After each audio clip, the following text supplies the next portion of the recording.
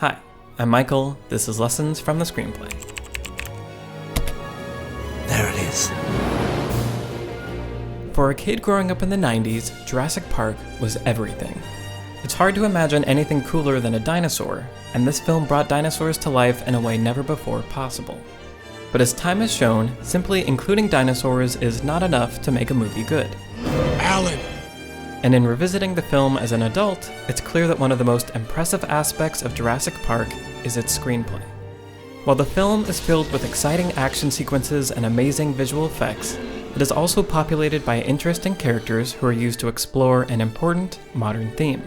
So today I want to examine how the theme's origins inspired the creation of two very specific central characters, to look at how both the plot and supporting characters challenge their beliefs, and dissect how every single choice made by the writers fed the theme until it became a full-grown, unstoppable monster. Welcome to Jurassic Park.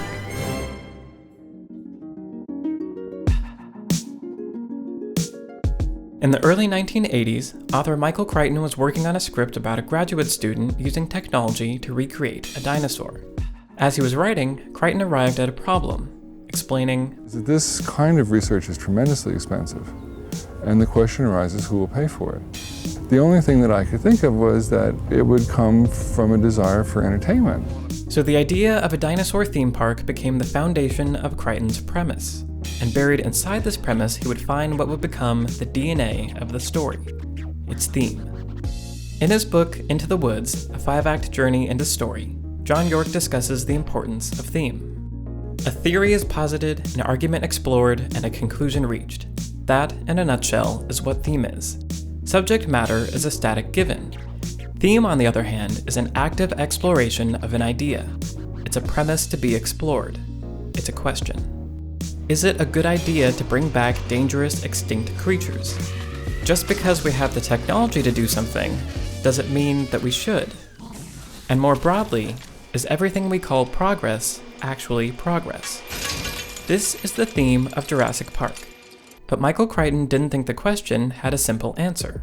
So he and screenwriter David Koepp used the theme as a blueprint for creating two characters with opposing viewpoints. When we first meet Dr. Alan Grant, he is anti-progress in two distinct ways. I hate computers. Feelings mutual. We see that Grant is completely mistrusting of technology.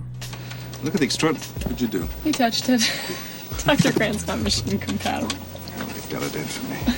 We also see that he is not compatible with a more symbolic representation of the future. He slashes at you here or here. You are alive when they start to eat you. Grant doesn't like kids and doesn't want to have them. I mean, what's so wrong with kids? Oh, Ellie, look, they're noisy, they're messy, they're expensive. Cheap. They smell. Throughout the first act, we see examples of Grant's dislike of children and his contentious relationship with technology again and again and again. Grant clearly represents the anti-progress side of the theme, but soon, someone with an opposing viewpoint comes barging into his world. John Hammond. Hammond is so pro-technology and progress, he doesn't even consider that genetically engineering dinosaurs might be dangerous. When a worker is killed by a velociraptor, Hammond's only concern is that it might delay the park's opening. In fact, Hammond's favorite catchphrase, "Spared no expense. We spared no expense. Spared no expense." is an expression of this mindset: forward at all costs. How can we stand in the light of discovery and not act? The first act of Jurassic Park establishes Grant and Hammond's opposing takes on the theme of progress. But just having characters embody different perspectives isn't enough. To truly explore a theme, you must find ways of testing the characters' beliefs. In Act 2, the screenplay splits Grant and Hammond up, putting an entire island and a 10,000-volt fence between them.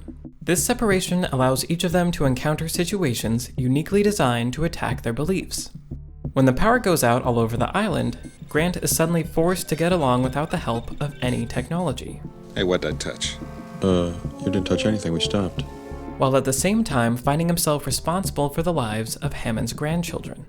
He left us! He left us! But that's not what I'm gonna do. Throughout the second act of the film, every single moment in Grant's story is about one of these two things. Good boy. Eventually, Grant even acknowledges that he has been resisting progress in his own life, and that he might be ready to change. What are you and Ellie gonna do now if you don't have to pick up dinosaur bones anymore? I don't know, I guess. Guess we'll just have to evolve too. Meanwhile, Hammond is dealing with the fact that the dinosaurs he decided to bring back to life are destroying everything he has built. But even worse, they're now threatening the lives he values most. By having to witness the disaster unfold, Hammond is forced to realize that he only loved progress at all costs when he thought he had control over it. But it's not just the situations that are designed to attack Grant and Hammond's beliefs.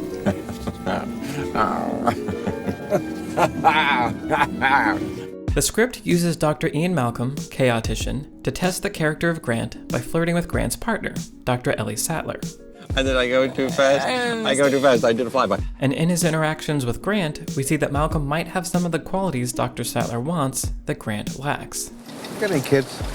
Me? Oh, hell yeah, 3. I love kids. Anything at all can and does happen. This hints that if Grant doesn't figure out a way to evolve, he could lose Dr. Sattler.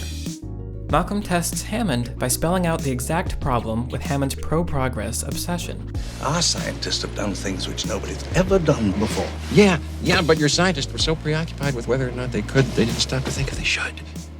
Once Malcolm is injured, Dr. Sattler, another well-designed supporting character, steps in to test Hammond's beliefs for weaknesses. When we have control again. You never had control. That's the illusion.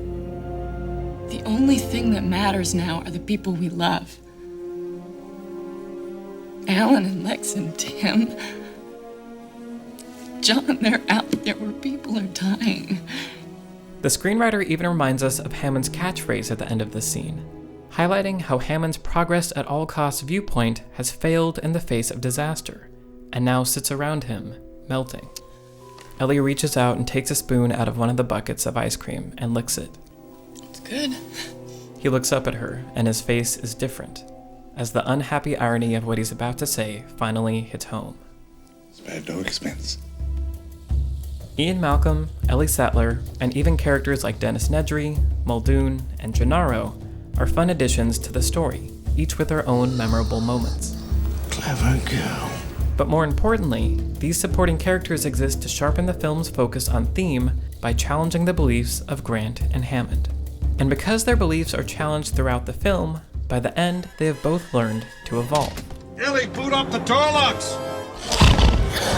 During the movie's climax, Lex's skill with new computer technology It's a Unix system. becomes the reason all the characters are rescued, a fact Grant is forced to acknowledge. Grant, Mr. Hammond, the phones are working. Gonna come through the glass! And after the trauma of this ordeal, Hammond has realized that sometimes the cost of progress is simply too high. Mr. Hammond, after careful consideration, I've decided not to endorse your park. So have I. That both of them have changed their beliefs suggests that the central question at the core of a theme doesn't always have to have a neat, easy answer. As Michael Crichton said, "It seems to me that we live in a society in which technology is continuously presented as wonderful. Isn't it fabulous that we all have computers? Well, yes and no," is my response.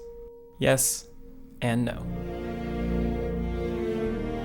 Jurassic Park is a great example of how to use theme to guide the design of a screenplay. It celebrates the marvels that technology can provide, while also warning of the dangers of irresponsible progress. And taking it a step further, the filmmakers even found ways to weave in moments about all kinds of progress issues from the early 90s. From legal and bureaucratic red tape, to feminism, Dinosaurs eat man. Woman inherits the earth. to corporate espionage. This commitment to theme elevates the film above a simple monster movie, helping make it one of our most beloved and enduring cinematic experiences. One that may never go extinct. And it allows a thrilling, meaningful adventure to await inside the gates of Jurassic Park. Jurassic Park was first released in theaters in June of 1993, but it didn't come out on VHS until October of 1994. As a 7-year-old, having to wait that long to watch it again was very frustrating, but I filled that time by playing with my Jurassic Park toys